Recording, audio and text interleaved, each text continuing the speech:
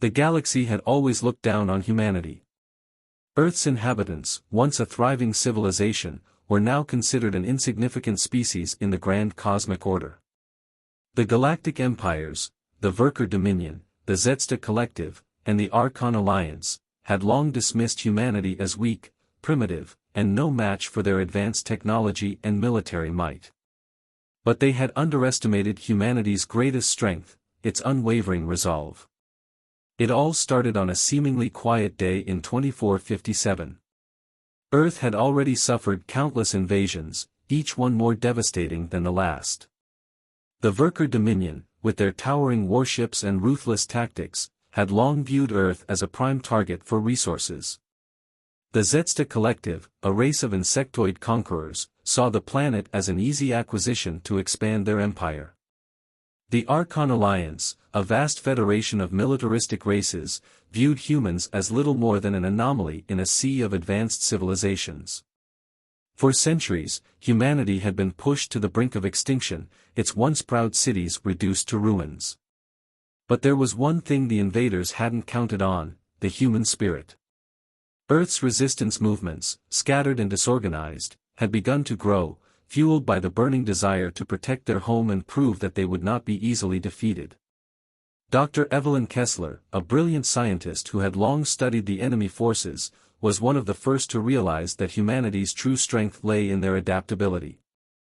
She had spent years studying alien technology, learning their weaknesses, and devising ways to use their own technology against them. Working in secret with a network of rebels, Kessler had perfected a device that could turn the tide in humanity's favor. A weapon, not of brute force, but of precision and intelligence, something no alien force had ever encountered before. In a hidden lab deep beneath the remnants of New York City, Kessler and her team worked tirelessly. They knew they had only one shot at this. The Verker Dominion was planning another invasion, a final strike that would wipe out the last of humanity's resistance. But Kessler's weapon could change everything. At the heart of her invention was a quantum destabilizer, an advanced device capable of interfering with the quantum fields that held alien ships' advanced cloaking devices and energy shields together. It was a weapon of precise destruction, one that could disable entire fleets with a single strike. But Kessler wasn't the only one who had been planning. The resistance leaders, men and women from every corner of Earth, had been preparing their forces for this moment. General Marcus Holt, a battle-hardened veteran who had led Earth's last stand against the Verker, had assembled an army of survivors. The military had been decimated in previous conflicts, but Holt knew that humanity's will to survive was stronger than any weapon. With the Verker fleet already in orbit, Holt's forces moved into position. The last human city still standing, Fort Delta, had become the rallying point for Earth's final resistance. The walls were fortified, the air thick with tension as humanity's last hope rested on the shoulders of a few brave men and women. The moment of truth arrived. The Verker warships began to descend, their massive forms casting shadows over the city. In the control room of Fort Delta, Kessler's device hummed to life, sending out a pulse that rippled through space. It wasn't just a weapon, it was humanity's declaration of war. As the quantum destabilizer activated, the Verker ships faltered. Cloaking devices flickered out, energy shields sputtered, and the once imposing fleet became vulnerable, exposed to the power of humanity's ingenuity. Holt's forces charged forward, the human resistance fighting with a ferocity born of desperation and defiance. The invaders, expecting an easy victory, were caught off guard. For the first time in years, the humans were the ones on the offensive. And in the chaos of battle, humanity's true strength was revealed, not in their numbers, nor their weapons, but in their relentless determination to fight for their survival. They had been pushed to the edge, forced into a corner, but now they were fighting back, and the galaxy would never be the same. The Verker Dominion, the Zetsta Collective, the Archon Alliance, all had underestimated humanity's resolve. The tide had turned, and Earth's warriors were ready to prove their true strength. But this was only the beginning. The Verker fleet had been dealt a heavy blow, but they were far from defeated. The quantum destabilizer had bought humanity some time, but Kessler knew it wasn't enough to guarantee their survival. The Worker would regroup, adapt, and retaliate with a vengeance. It was only a matter of time before their fleet would be back in full force, and humanity's defenses would be stretched thin.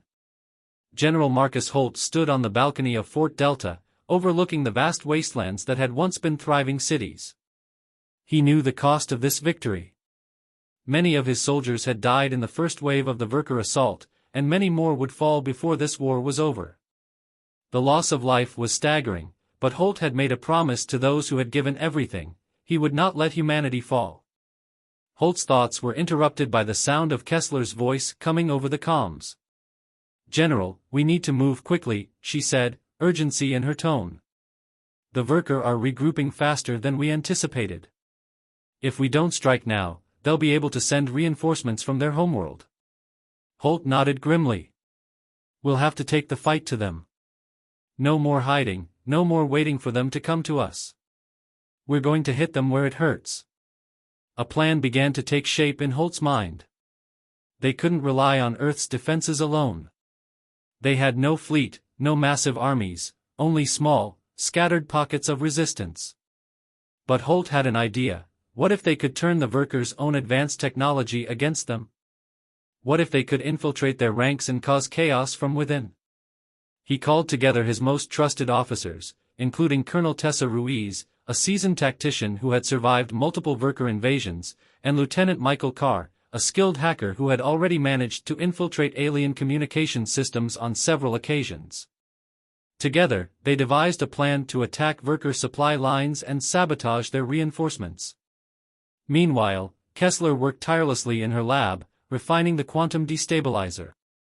She had learned that the device's energy pulse could be amplified, making it more effective against larger fleets. But the technology was delicate, and the risks were immense. If the destabilizer malfunctioned, it could create a catastrophic chain reaction, one that could destroy everything in its path. Yet, it was the only weapon they had that could even the odds against the overwhelming alien forces. Days passed in a blur of planning, training, and preparation. As the resistance fighters gathered their forces, Holt's small but determined army launched hit-and-run attacks against Worker outposts. The Worker, shaken by the unexpected human resistance, found themselves unable to predict where the next assault would come from. Guerrilla warfare was humanity's strength, and Holt's forces used their knowledge of Earth's terrain to their advantage. But even as the resistance grew bolder, the Worker were not idle. They had begun to adapt, deploying more advanced technology and forming alliances with other alien species. The Worker also unleashed their secret weapon, the Zorath, a race of genetically engineered supersoldiers bred for one purpose: exterminating humanity. Towering, heavily armored beings with enhanced strength and intelligence, the Zorath were a force to be reckoned with. Their arrival on the battlefield sent a wave of fear through the human ranks, but Holt knew that they couldn't back down. They had to keep pushing forward. In a daring raid on a Worker supply convoy, Lieutenant Carr managed to breach the enemy's communications network, giving the resistance valuable intel about the location of a Worker command ship, the flagship of their invasion force. Kessler's destabilizer could be their key to taking it down. With the command ship in sight, Holt gathered his best soldiers for a final strike. A small, specialized team led by Carr would infiltrate the ship and plant the destabilizer. Ruiz would coordinate ground support, while Kessler remained at Fort Delta, ready to amplify the device's power. The mission was a gamble. If they failed, they would lose their only chance to cripple the Worker forces. But if they succeeded, they could deliver a blow that might turn the tide of the war. As Holt stood on the edge of the battlefield, looking up at the stars above, he felt the weight of humanity's future resting on his shoulders. The odds were still stacked against them, but for the first time in years, he allowed himself to believe in the possibility of victory. They would fight back, not just to survive, but to prove to the galaxy that humanity was far from weak. The night before the assault on the Worker command ship, tension hung thick in the air. The resistance fighters had gathered in the command center of Fort Delta, their faces hardened by the battles they had already endured. Holt, Kessler, Ruiz, Carr, and the rest of the team shared a quiet moment of preparation. They knew what was at stake. If the mission failed, Earth would face an onslaught from the Verker unlike anything it had ever seen. But if they succeeded, it would be the first true victory for humanity in a war that had raged for decades. "Remember, we only have one shot at this," Holt said, his voice firm and resolute. "The Verker fleet is waiting for the reinforcements to arrive, and will be in and out before they know what hit them. We strike fast, we strike hard. No second chances." Ruiz, her military jacket patched and worn, nodded. "We've been fighting for this moment for years. The Verker may have underestimated us before, but this time we're going to make them regret it." Carr, sitting at a console, looked up from the holographic map projected before him. "The command ship systems are heavily fortified, but I can get us inside. Once we're in, I'll disable their internal defenses. Kessler's destabilizer will do the rest." Kessler, the scientist who had become humanity's most valuable asset in this fight, stood at the center of the room, her face marked by exhaustion but also determination. "The quantum destabilizer is calibrated and ready. But remember, it's not just about disabling their ships. The energy burst will create a ripple in the fabric of their fleet's cohesion. If we do this right, we can disrupt their ability to coordinate." Holt gave her a grim smile. "Then let's show them what happens when they underestimate us." The hours leading up to the mission were filled with final checks, preparations, and goodbyes. Each of the soldiers knew that not all of them would make it back, but their commitment was unwavering. Humanity had fought long enough to be silenced. Tonight, they would be heard. The team boarded their stealth ships, small, nimble vessels capable of evading Verker sensors. Carr, at the helm, guided the ship into the vastness of space, toward the Verker flagship, a massive vessel known as the Valkyrie. It loomed ahead like a leviathan, its sleek dark hull a testament to the Verker's arrogance. They believed nothing could touch them. But humanity had something the Verker could never predict: desperation. And that desperation was fueled by the will to survive. As they neared the Valkyrie, Carr navigated through a dense asteroid field that would mask their approach. They were close now, too close for the Verker to detect them until it was too late. Once they reached the flagship, it would be a race against time. Carr would have only minutes to hack into the ship's systems and disable the outer defenses before Kessler could plant the destabilizer. The plan was simple, but the execution was fraught with peril. Every member of the team had a role to play, and failure meant death. "We're in position," Carr's voice crackled through the comms. "I'm hacking their systems now. Hold tight." The team readied themselves as Carr's fingers flew over the controls. The atmosphere inside the ship was tense, every breath a reminder of the danger they faced. Holt and Ruiz checked their weapons, while Kessler checked the quantum destabilizer for the 100th time. The device was humanity's last hope, but it could also be their doom if it malfunctioned. Suddenly, an alarm blared in the cockpit. "We've been detected," Carr shouted. "They've launched a countermeasure. We're losing our stealth advantage." "Don't stop," Holt barked. "We keep pushing forward, no matter what." The small ship was rocked by a series of impacts as Verker fighters engaged them. Carr expertly maneuvered through the fire, but the ship was taking damage. The Valkyrie was now on full alert, and soon the entire Verker fleet would be aware of their presence. "We're almost there," Carr said through gritted teeth. "Just hold on." At the same moment, Ruiz and her team prepared to board the Valkyrie. They would infiltrate through the external airlocks while Carr disabled the ship's inner security. The mission was no longer about stealth, it was about taking action and trusting in humanity's ability to adapt under pressure. With a final surge of effort, Carr successfully breached the Verker's central control system. The doors open. "Ruiz, now!" The team stormed the ship, moving quickly through its sterile, metal hallways. The Verker crew was disoriented, confused by the sudden breach. Ruiz and her soldiers fought their way to the central command room, where Kessler would plant the destabilizer. As Ruiz led the way, Kessler rushed ahead, clutching the device. They reached the heart of the ship, the command bridge, just as alarms blared throughout the vessel. Time was running out. The Verker were coming. Kessler placed the destabilizer at the heart of the ship's energy core. She took a deep breath, activated the device, and immediately, the ship's systems began to flicker. "Get ready," she whispered. "This is it." In that moment, humanity's fate rested not on their numbers, nor their weaponry, but on the strength of their will. And they would not back down. The Valkyrie shuddered violently as Kessler's quantum destabilizer activated. The sleek, menacing warship began to lose its stability, its systems flickering, and its once immaculate corridors now filled with a growing hum of interference. The destabilizer had begun its work, disturbing the quantum fields that powered the Verker ship's energy shields and cloaking mechanisms. But that wasn't all.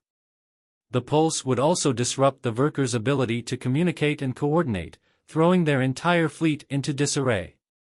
Kessler looked at the timer on the device, counting down with agonizing slowness. They had mere minutes before the destabilizer's full effect would take hold. She had to leave now, before the Verker launched a full counterattack. "Ruiz, we're done here. We need to get out," Kessler shouted, her voice urgent. Ruiz, her rifle raised, shot a swift glance at the now thrashing energy core. "We've done our part. Time to pull back." The airlock doors slid open, and the team made a hasty retreat, fighting their way through the now chaotic hallways of the Valkyrie. The Verker, unaccustomed to their ship being compromised, were scrambling to respond. The once unimpeachable command structure was crumbling. Alarms blared through the ship, signaling a complete systems failure. Verker soldiers, their once proud discipline shattered, struggled to regroup. But the damage was already done. Outside the ship, Holt and the rest of the team waited for the signal to leave. The stealth ships hovered in the shadows of the surrounding asteroid field, prepared to make a quick escape. Carr, having successfully navigated through the chaos, was ready to guide them to safety. "Carr," Holt's voice came over the comms, "we need to move, now." The response came in an instant. "I've got a clear path. Everyone, get ready. We're getting out of here." Just as Ruiz and her team reached the airlock, the entire Valkyrie shook as if gripped by an unseen force. The destabilizer's effect had spread further than anyone had anticipated. Energy waves rippled outward, disrupting not only the ship's technology but also its cohesion within the Verker fleet. The Valkyrie was becoming a lifeless hulk, its energy reserves rapidly draining. But the danger was far from over.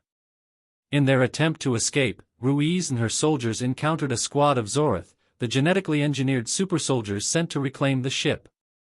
They had been deployed in the chaos, and now they stood in the team's path, towering figures with glowing red eyes and massive weapons ready to strike.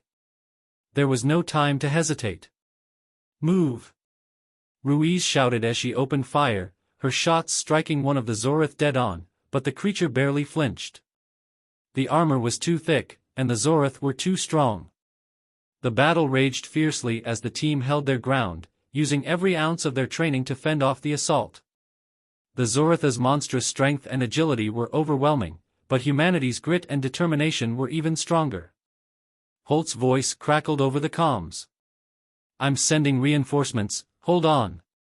It was a risky move, but Holt knew they had no choice. The team couldn't afford to be bogged down by the Zorith. The Verker fleet was still regrouping, and if they were too slow, they risked being surrounded. As the team fought, Kessler took a moment to glance at the destabilizer's countdown. Less than a minute. The escape route was narrowing.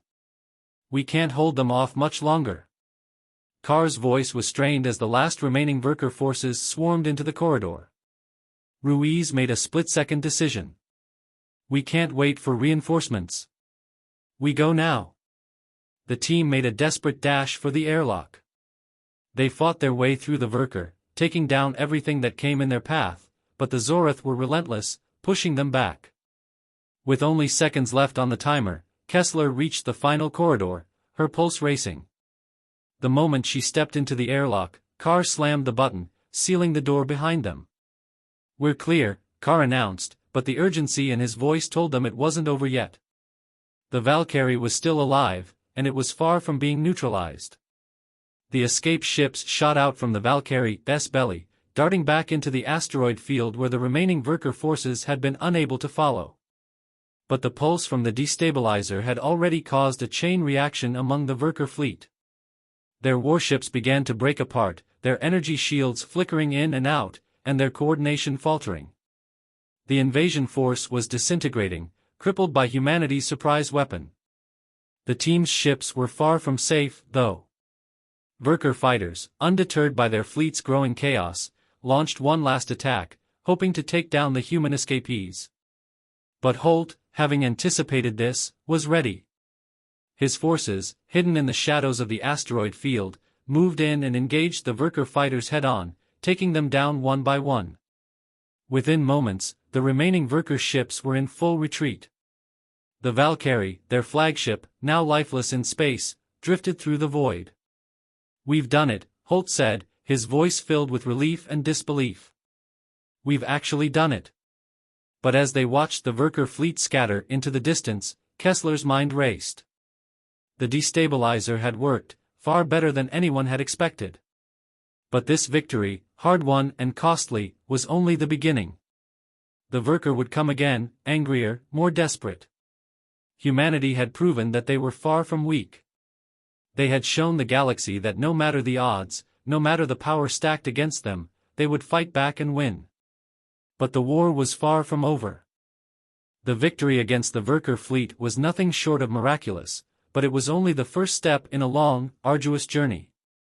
The galaxy had watched the events unfold, and while many had hoped for humanity's defeat, they now found themselves faced with an undeniable truth: humanity was not the weak, defenseless species they had assumed. The Resistance, now emboldened by their triumph, returned to Earth's scattered colonies, ready to continue the fight.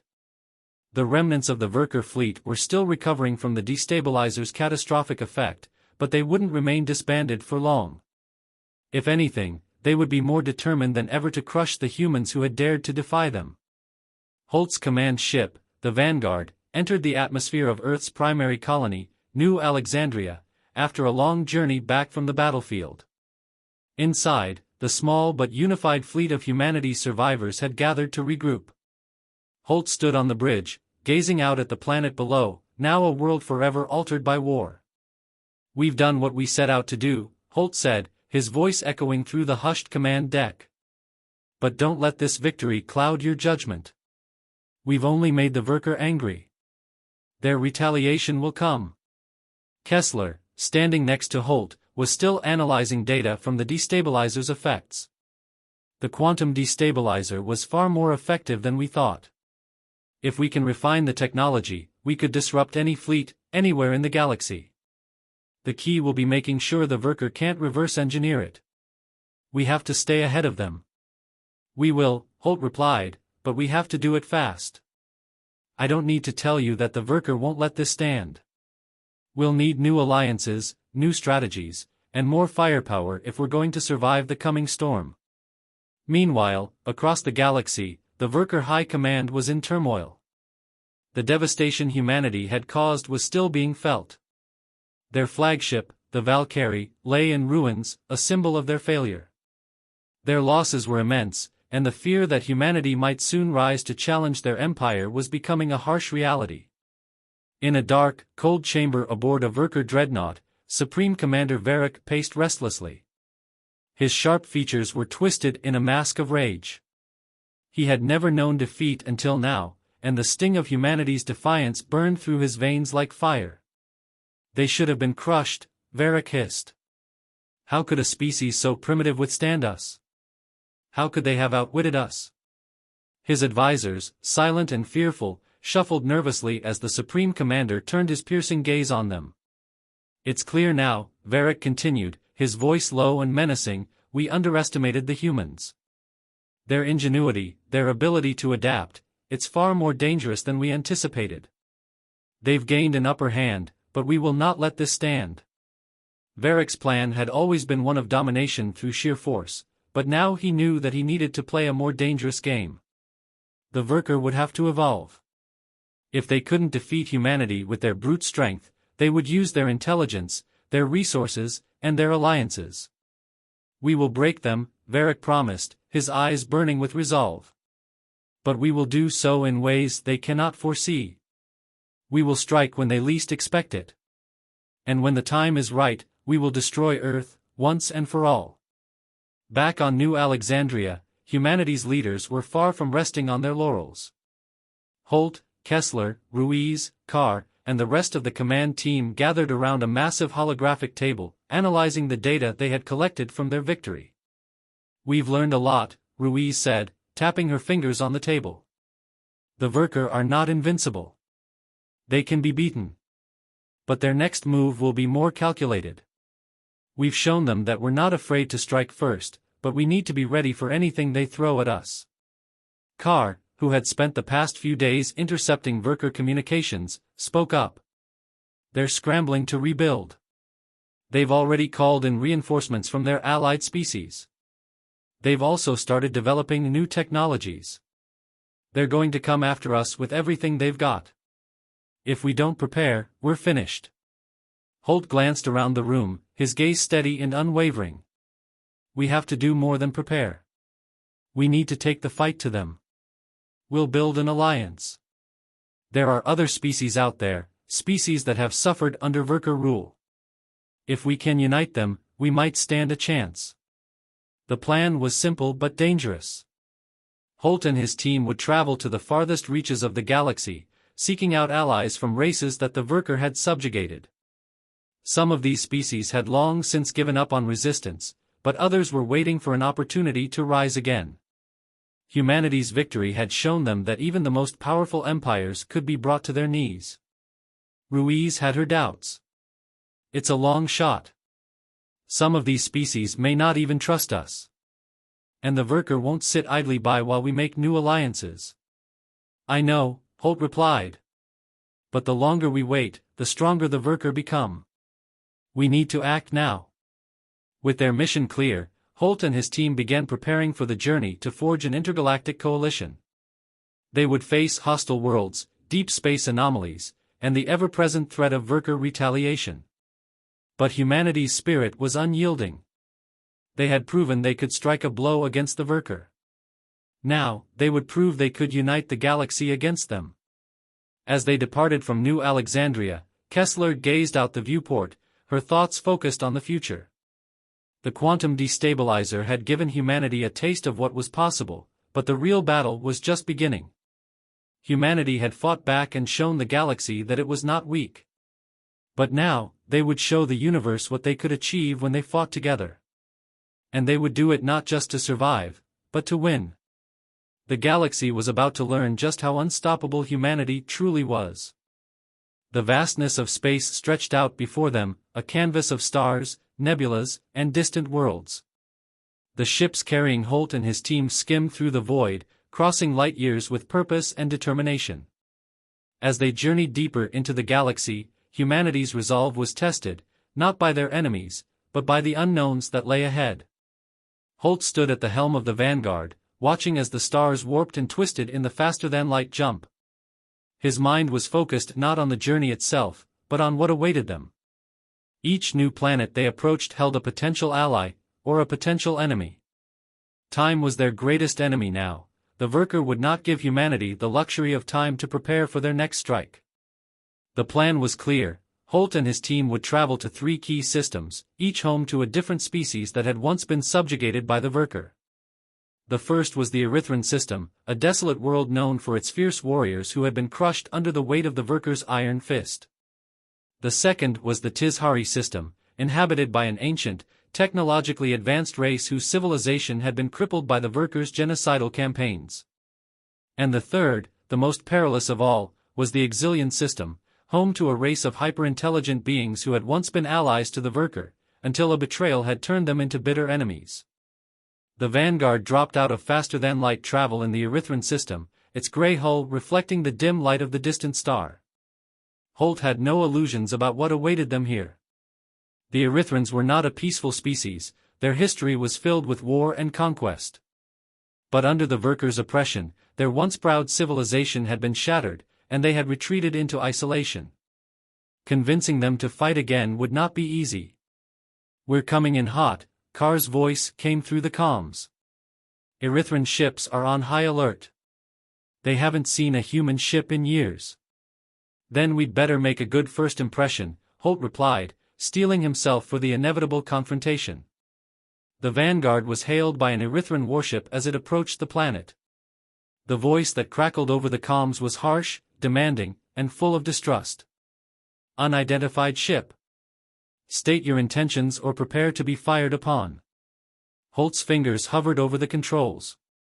He could hear the sharp edge in the Erythran captain's voice. These were a people hardened by years of oppression, and they weren't about to welcome strangers with open arms. "This is Captain Holt of the Human Resistance," he said, his tone firm but measured. "We come not as enemies, but as allies. The Verker are rebuilding, and we've come to offer you a chance to fight back." There was a long pause on the other end of the comms, and Holt could almost feel the weight of the Erythran captain's suspicion. Finally, the voice returned, a bit softer this time, though no less cautious. "Your people are the ones who struck the Verker flagship? Destroyed their fleet?" "We did," Holt confirmed. "But the Verker are far from finished. We need your help to stand a chance. Together, we can drive them from this galaxy." Another long silence, but then the captain spoke again, his voice tinged with a hint of reluctant hope. "You'll have to prove yourselves. The Verker may be a threat, but the Erythrans are no strangers to war. We do not bow to anyone. If you wish to stand with us, you must first earn our trust." Holt nodded. "What do you need?" "You will enter our arena," the captain replied coldly. "Fight as we fight, in single combat, for the honor of your people. Only then will we consider an alliance." Holt felt a chill run through him. The Erythrans had a long tradition of settling matters through brutal combat, trials of strength and skill that determined one's worth. He had no doubt that this was their way of testing the human spirit, gauging whether humanity was truly capable of standing alongside them. "We accept," Holt said, without hesitation. The comms crackled again. "Then prepare yourselves. Your champion will meet us on the surface." The Vanguard descended toward the planet, its engines humming as it entered the atmosphere. Holt glanced at his team, his eyes meeting Kessler's, Carr's, and Ruiz's. They knew what was at stake. Humanity's future depended not just on their strength, but on their ability to win the Erythrans' trust. This would be no ordinary battle, it would be a test of everything they had learned, every sacrifice they had made. As the ship touched down on the Erythran world, the landscape outside was harsh and unforgiving. Rugged mountains stretched toward the sky, and the air was thin and bitterly cold. The Erythran warship had landed nearby, and its soldiers stood in formation, their eyes fixed on the approaching humans. The Erythran champion, a towering figure clad in battle armor, stepped forward. He was a living testament to the Erythran way of life, strong, fierce, and unyielding. Holt was chosen to face him in combat, his heart pounding as he stepped out of the ship and into the arena. "You stand before me, human," the Erythran champion's voice boomed, "and you challenge me to prove your worth. You are brave. But bravery alone does not win battles." Holt gripped his rifle tightly, knowing that this battle was not just about personal strength, it was about humanity's future. "Bravery," he said, "is the first step. But it is determination that will see us through." The battle began, the two warriors clashing in a whirlwind of motion. Holt's body ached with every blow, but his resolve was unbreakable. The Erythran was a fierce opponent, but Holt fought with a force that came from something deeper than muscle.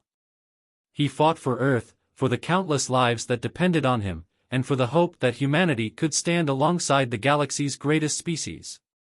Finally, after what felt like an eternity, Holt struck the decisive blow.